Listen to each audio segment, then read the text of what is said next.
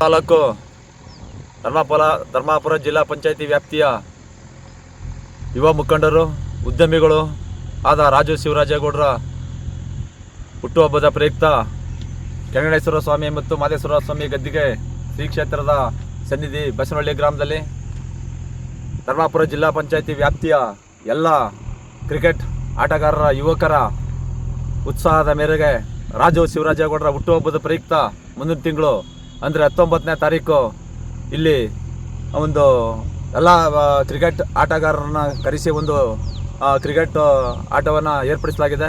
ಇದರಲ್ಲಿ ಪ್ರಥಮ ಬಹುಮಾನವಾಗಿ 1 ಲಕ್ಷ ರೂಪಾಯಿ, ದ್ವಿತೀಯ ಬಹುಮಾನವಾಗಿ 75,000, ತೃತೀಯ ಬಹುಮಾನವಾಗಿ 50,000 ಅನ್ನು ಏರ್ಪಡಿಸಲಾಗಿದೆ.